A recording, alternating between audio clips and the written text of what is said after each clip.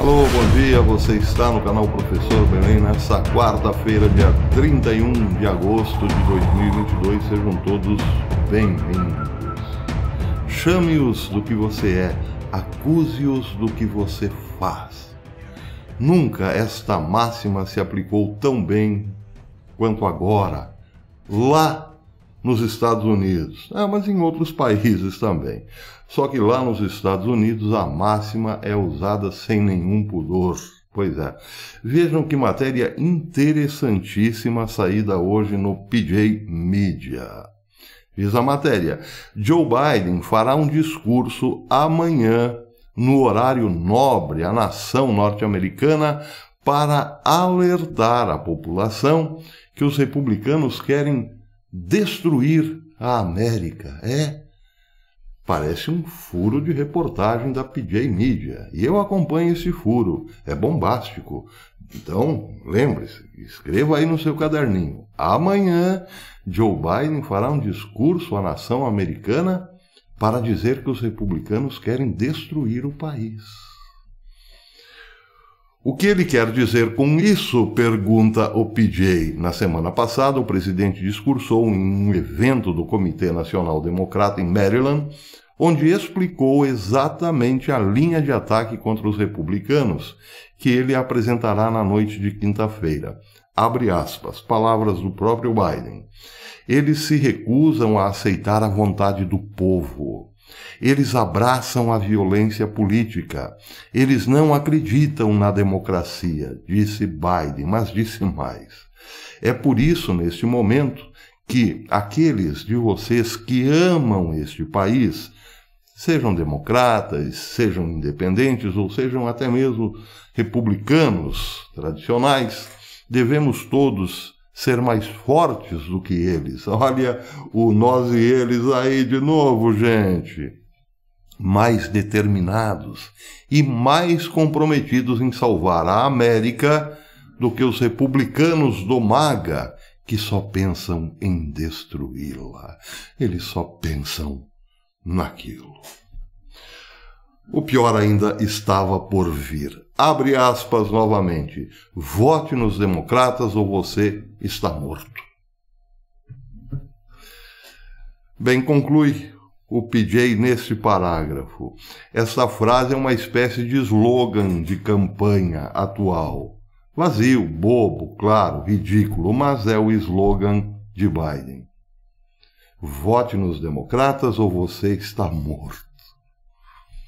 Sutil, não é mesmo? Pois é.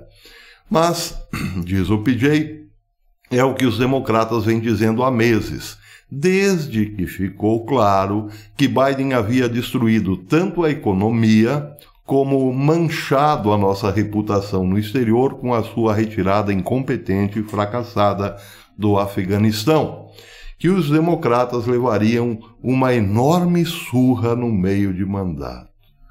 Bem, aqui, claro, está expressado todo o pavor que os democratas estão sentindo.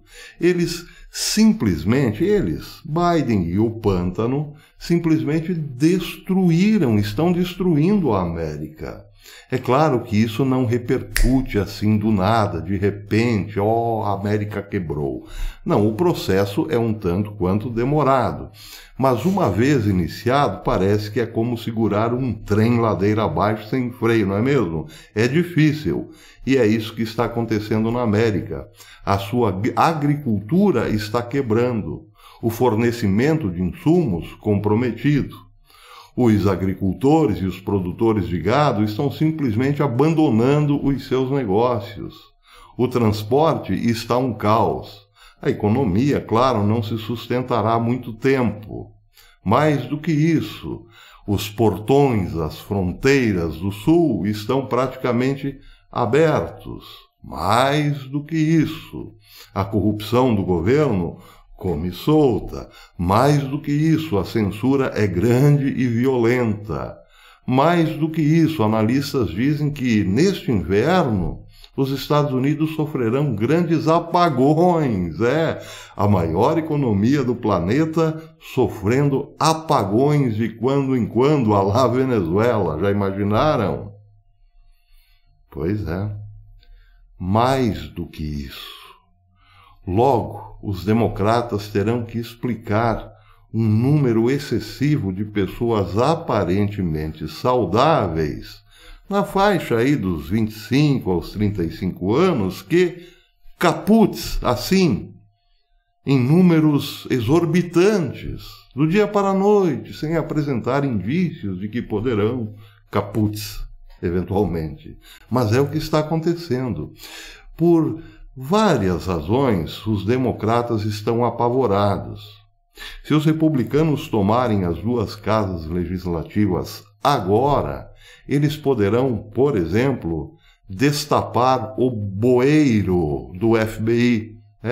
O FBI está envolvido como nunca em falcatruas para limpar a barra da família Biden, ou pelo menos esconder as aventuras do menino Hunter.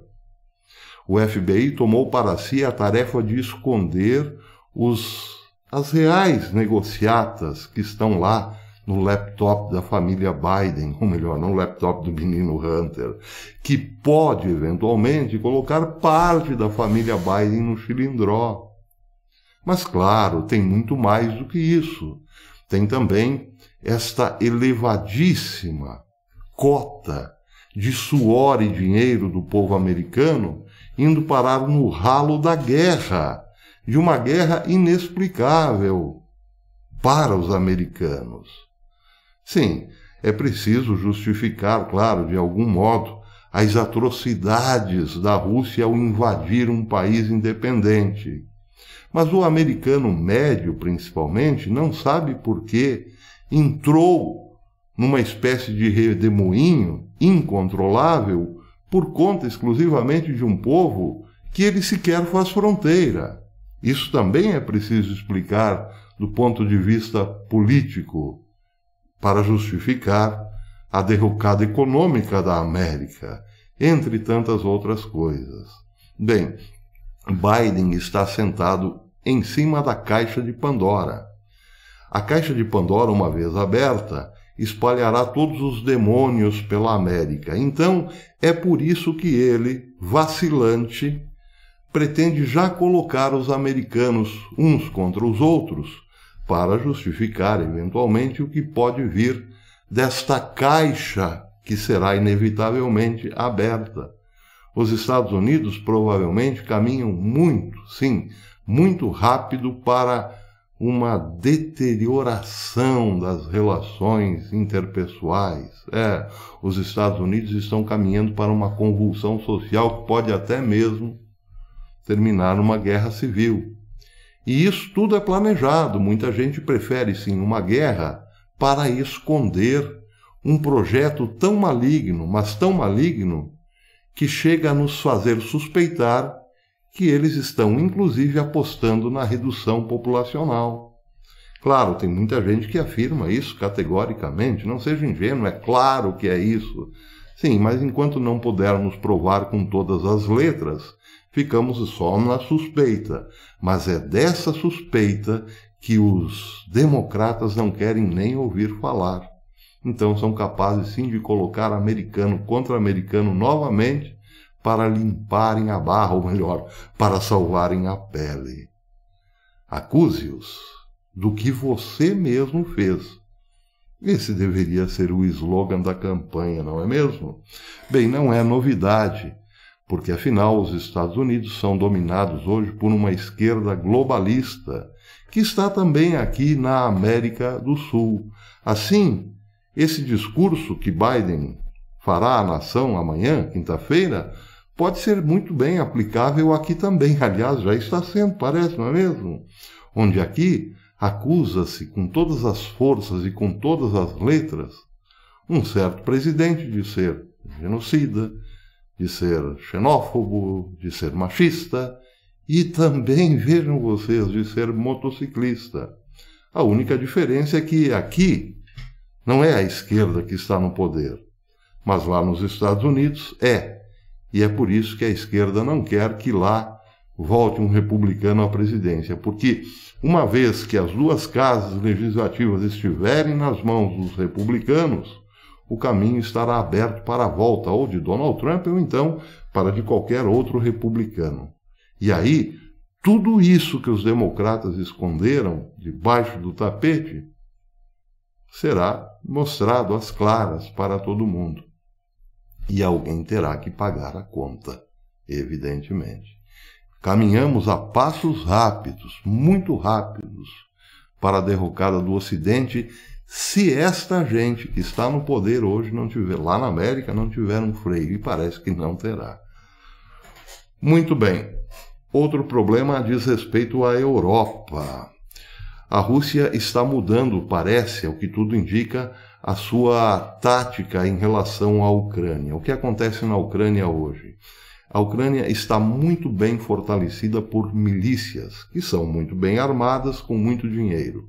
E isso é um perigo, sim, porque é da teoria, por exemplo, da teoria militar de Adam Smith, quem citei ontem, que as milícias, na medida em que passam um longo período em guerra, com, digamos assim, comandos bastante respeitáveis, acabam se tornando exércitos permanentes muito fortes. Bem, eu disse num vídeo passado que a Ucrânia hoje é o maior exército proxy do mundo. Ela não é a maior força da OTAN, claro, porque, pelo menos em termos jurídicos ou legais, ela não faz parte da OTAN, mas concentra em seu território várias milícias de soldados de vários países que fazem parte da OTAN, sem falar que também recebe armamento pesadíssimo da própria OTAN, de países da OTAN, principalmente dos Estados Unidos, não é mesmo? Então a Ucrânia é o maior exército por procuração do mundo. A maior força da OTAN hoje parece é a da Turquia, mas em termos de guerra por procuração é a Ucrânia. E o que está acontecendo? A Ucrânia, a cada dia que passa, fortalece-se mais em pequenos grupos de milícias militares. E isso tem preocupado e muito a Rússia, porque os russos também sabem que as milícias vão ganhando muita força na medida em que o tempo passa. E agora, parece, o tempo está contra os russos na área militar, embora esteja a favor na área econômica. Os russos, por exemplo, apostam no desespero dos europeus quando o inverno realmente chegar. Eles estarão definitivamente dependentes, mais do que nunca estiveram, das commodities russas, ou do gás, do carvão, do petróleo e assim por diante. Só que, por outro lado, se a Ucrânia torna-se cada vez mais poderosa pelo fortalecimento em tecnologia, armas e homens de suas milícias, bem, isso pode sim incomodar e muito a Rússia. Ela pode sofrer gravíssimas derrotas dentro da Ucrânia. E aí está aberto, então, o dilema de Vladimir Putin. Ele está vendo, por exemplo, a possibilidade da usina de Zaporizhzhia ser, de fato, explodida. Então ele precisa defender a usina, não pode abandoná-la, claro, e ao mesmo tempo precisa controlar vários focos milicianos. Não tem tempo para isso. Ou ele age de forma brutal, muito pesada, ou então, bem, ele vai perder, claro, cada vez mais contingentes militares e, quem sabe, até a própria usina de Zaporizhzhia, o que seria um desastre, não só para a Rússia, claro, como para o mundo todo, principalmente para a Europa. Outro gravíssimo problema, o grande dilema, é da própria Europa. Ela embarcou numa aventura verborrágica no começo, porque gente como Macron, como Boris Johnson, garotos sem muita experiência ou responsabilidade, lançavam as suas bravatas. Só que agora o problema é outro. Na medida em que parece não há mais volta para a Europa, fica a sensação de que ela ou declara definitivamente uma guerra contra a Rússia, ou então terá que conviver com convulsões sociais nos mais diferentes países europeus do Ocidente. Porque o inverno não vai adiar a sua chegada. O frio está logo ali e a Europa está em crise. E aí? A Europa está diante dessas duas possibilidades: revoltas internas nos países, ou então peitar definitivamente a Rússia com tudo. E isso, claro, acabará, evidentemente, numa terceira guerra. Porque a Europa também sabe, ou deve saber, que uma vez entrando em guerra com a Rússia, pode receber, sim, os mísseis nucleares de Vladimir Putin. Bem, vamos ver se temos ainda um tempinho para falar um pouco, mas bem pouquinho, sim, temos um tempinho ainda, a bateria ainda não acabou. Quero só dar uma pitada em relação ao passamento de Mikhail Gorbachev. Ele foi, nos anos 80 e 90, um dos ícones da política internacional e muitos dizem foi o responsável pela queda do comunismo. Mas também Ronald Reagan, João Paulo II, São João Paulo II e Margaret Thatcher. Enquanto Reagan queria combater o comunismo de forma global, João Paulo II queria salvar a sua Polônia do comunismo e Margaret Thatcher reviver a mentalidade liberal na Grã-Bretanha para salvá-la também do comunismo. E Gorbachev finalmente foi aquele que parece colocou o muro abaixo. Só que, diferente dos outros três, Gorbachev era aquele que queria salvar o comunismo e não destruí-lo. Só que um comunismo mais na base, ou melhor, mais, digamos, afeito às ideias de Lenin. Lenin, por exemplo, queria que todos os trabalhadores do mundo formassem uma única pátria, a pátria proletária. Estava em Lenin já o germe do globalismo. Ele odiava a ideia de ver soldados russos lutando contra soldados alemães, porque ele dizia: os soldados russos são operários da Rússia, que jamais poderiam brigar com outros operários. Os operários são irmãos, portanto, os operários da Rússia devem se unir aos operários da Alemanha, da França, da Inglaterra e formar uma só nação. Era a ideia de Lenin, ele era, assim, globalista nesse aspecto. E era também a ideia de Gorbachev. Ele queria, evidentemente, que todos os países fossem, digamos assim, subsumidos na ideia de um mundo sem fronteiras.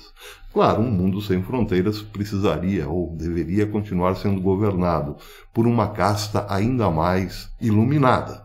Por exemplo, a ideia de Klaus Schwab. Só que, para isso, ele precisava criar um disfarce, fazer de conta que o comunismo tinha morrido. Só que, para que isso acontecesse, era preciso libertar a União Soviética do seu muro. O muro só atrapalhava, porque o muro era uma espécie de prisão que mostrava a céu aberto as dificuldades econômicas da antiga União Soviética. Então, uma vez que o muro foi posto abaixo, desapareceu a União Soviética, ou melhor, desapareceram as mazelas da União Soviética, mas não desapareceu a sua doutrina. O marxismo sentiu-se livre para penetrar nos mais diferentes países do Ocidente, através da política, das universidades, da arte e assim por diante. E só para se ter uma ideia, o comunismo se salvou de modo, digamos, eficaz por conta da ideia de Gorbachev, que hoje domina praticamente a América do Sul, que fica muito distante da antiga União Soviética, não é mesmo? Ou alguém duvida, por exemplo, que aqui a Venezuela seja comunista, o Peru, o Chile, a Argentina? Pois é. E tem muita gente que hoje, ontem, derrubou uma lagrimazinha para o Gorbachev. Lá se foi mais um que lutou contra o comunismo. Não é bem assim. Mas eu posso, eventualmente, falar um pouco mais sobre isso. Agora, quem fez um comentário muito interessante sobre o passamento de Gorbachev foi o meu amigo Jaime Costa. Ele disse: professor Belei, o Gorbachev morreu antes ele do que eu. Tá aí. Um grande abraço, Jaime, Eu vou ficando por aqui. Até amanhã, se Deus quiser. Ah, e se puder, meu amigo, deixe o seu like. E se puder também, torne-se membro desse canal. E se puder, acompanhe-nos pelo Telegram. Lá no Telegram você fica sabendo de todas as nossas publicações aqui no YouTube e não perde um vídeo sequer. Até depois.